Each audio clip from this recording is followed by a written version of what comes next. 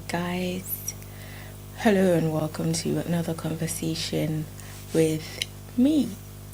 My name is Eunice Peterson and I warmly welcome you to today's conversation. I trust that the week has been going well. Today I want to speak to you on the topic of guidance and being guided, the importance and the need for guidance in living life and doing life well.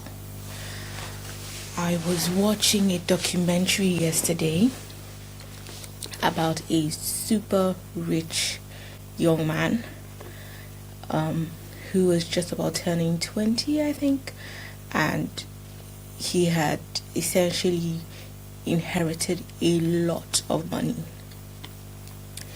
He's from one of the super rich families in the world, and he wanted to find out and gain perspective on what he's going to use all that money that he's inherited for, and what it means for him to essentially become a billionaire overnight simply by way of inheriting wealth.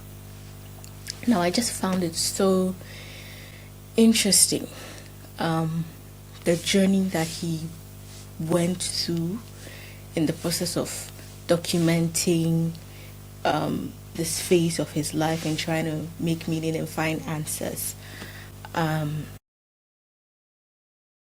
What struck me so much, or one of the things that struck me, was the fact that he spoke to his father, who, just like him, had inherited wealth, and his father didn't have answers for him on what he could do with his life. To an extent, I just felt quite sad for this young man because he didn't seem to have a clear sense of direction. He's a very, very young person who has essentially become a billionaire overnight, and he didn't have a voice in his life to help guide him on the path of life that he should take.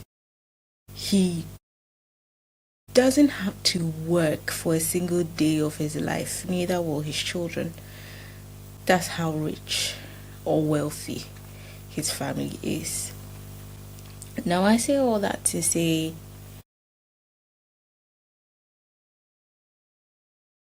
we need guidance to be able to do life well. For some people, the pinnacle of life is becoming wealthy. It's success by the standards of the amount of wealth they've been able to accumulate. But what happens when you get all that wealth overnight? Or perhaps you may not come into that wealth overnight, but what really happens when you come into that wealth and you really don't know what to do with yourself? That's the dilemma the young man found himself in. And this morning, as I was just reading a verse in Proverbs, which I would like to read to you, it just struck me so hard that if this young person had what I have, what many of us sometimes take for granted, he really wouldn't have been in that place of trying to figure out what to do with his life and not even having or receiving clear answers on what he can do. Because for many people, purpose is about work, work, work. And the end goal of work is for many people to accumulate wealth and to live a rich life. But this young man has all that given to him on a silver platter, and he's saying, okay, now that I have all this, what next? What now? So I'd like to read to you from Proverbs chapter 3, the verse 5 and 6. This is from the NLT version, by the way. It says, in the Lord with all your heart, and do not depend on your own understanding.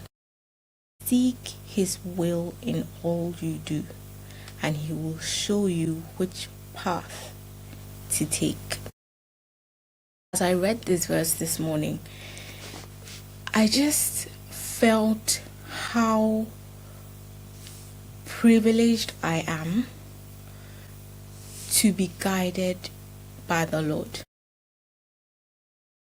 I just saw how very fortunate I am to have a voice in my life that guides me on the way of purpose, on the path of living a meaningful life that is not grounded on hustle and trying to make ends meet or trying to prove something to somebody or simply trying to make it big. You know, these days we can easily get carried away by trying to prove things to people or simply trying to survive. The systems of the world have made it such that not everybody has access to what they should ordinarily have access to, to fulfill basic needs. And so a lot of people are driven by the need to survive. For them, survival is the primary thing. There's that. And then there is those who are just trying to prove something to people. And it's all from a broken mindset, from a broken system. A broken mindset that is fueled by a broken system. But the beautiful thing about coming to God is that he rewires you if you allow him by his word. He rewires you by his word. And Proverbs 3, 5, and 6 is one of those scriptures that help to reroute us and program our minds in a new way to shift our thinking from simply surviving or trying to prove something to people or to ourselves, and bringing us to the place of purpose, alignment with him, and truly living a meaningful life. So many people have got wealth, so many people have come into riches and are not too certain if that is what they truly want with all their life. They've gotten to that point and they're saying, what next?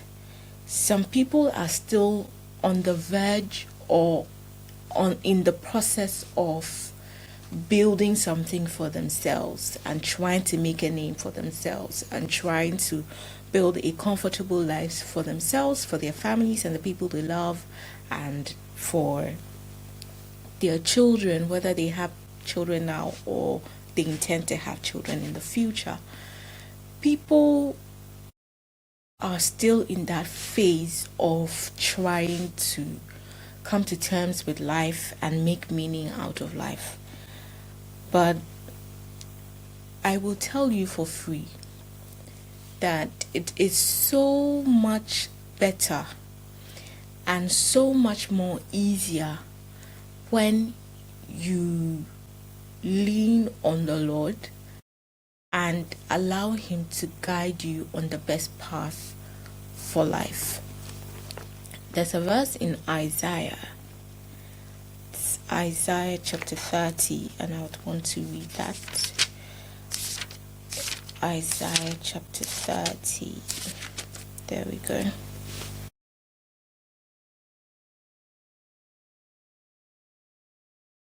Isaiah 30, verse.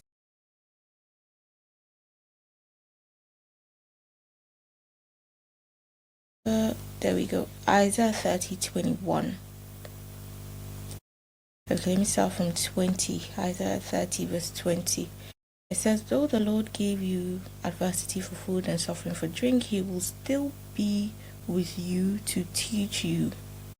He will still be with you to teach you. You will see your teacher with your own eyes. And verse 21, it says, your own ears will hear him. Right behind you, a voice will say, this is the way you should go, whether to turn right or to turn left. This scripture is so profound to me because it makes it very clear how God is our teacher and our guide, who is ever willing to lead and show us the way if we will listen to him. It's almost the same as what he says in Proverbs 3. He is willing to guide you if you are willing to be guided. So I'm inviting you to come into a life that is guided by the Lord. A life that is not based on guesswork. A life that is not driven by hustle. A life that is not driven by the need to prove something to a society that may not really care about what you're trying to prove to them. But to come into guidance by the Lord and to live a life that is fulfilling, because truly that's what it does for you. When you allow God to be your teacher and the voice that speaks in your life and guides you on the path of life, what it does for you is that it leads you into a life of fulfillment. Because he made you, and ultimately he knows what will most fulfill you and bring you meaning. And that is the path he wants to set you on. That is the path he leads you on when you come to him and when you surrender to his guidance. A lot of people think that when they come to God and when they release their will or bring themselves under the will of God, he is going to ask them to do things they don't like or things they don't want to do. It's not true. It's a misconception. Will he challenge you? Absolutely. The things he will tell you to do or lead you to do will be so big, far bigger than you, that you would wonder if you can do it. But the good thing is, he doesn't leave you alone. When he points you in a direction, he leads you, he walks with you, and he enables you to deliver. That's why he gives us his grace, so that in those moments where we feel this thing he's asking us to do is far bigger than us, he reminds us that his grace is sufficient for us, and truly his grace makes it easy. Not because the thing is easy in and of itself, but his grace becomes that factor that makes it easy for us to go through and execute and walk the path he sets before us with ease, such that people will look at you and ask, how are you able to do this thing? Or how were you able to do this thing? How have you been able to build such a life? How have you been able to live so well and come into so much wealth, and everything seems to be on point with you? And you will know instinctively that it is because you were guided. You were guided by the Lord, because you brought yourself under His tutelage and you allowed Him that place and space to lead you. You didn't choose life on your own, but you chose to lean into a strength that is greater than yours, and it paid off.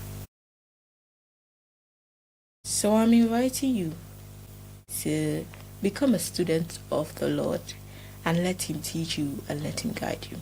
He tells us in Jeremiah 29:11 that the thoughts He has for us, according to the TPT version, it says they are well thought out, majestic plans. Everything about a king is majestic. So you bet that as a child of a king, every plan he has for you is majestic. It is to bring you into that beautiful hope of a lovely future. Not just one where you are proving yourself, not just one where you're trying to survive, but one where you are living meaningfully and fulfilled. That's my message for you this week. I hope that you find value in it and it truly, truly blesses you. This is something that I see people really struggle with. People spend years and years, a lot of time, climbing mountains they were never meant to climb. But if you allow Him to lead you, you wouldn't have to spend time, resources, and energy trying out businesses, ideas, and going after opportunities that end up failing. You will know, because He tells us that you will hear a voice behind you telling you this is the right way, walk in it. Being guided by the Lord is giving yourself that opportunity to do it once and right every single time, in every single circumstance and situation. That you are not doing trial and error with your life because you don't really know what to do. You're just trying things and you're hoping that it works out. No. There's no trial and error with God. There's no guesswork with Him. He knows exactly what He wants for you. He knows exactly what you need. He knows exactly what is best for you. And that is exactly what He leads you in. Someone might say, isn't that a controlling life? Well, I bet you it's the best controlled life you could ever live. So I invite you in. Why don't you become a student of the Lord? Let Him teach you and let Him guide you. That's it for me this week. Until I see you again, have a good one.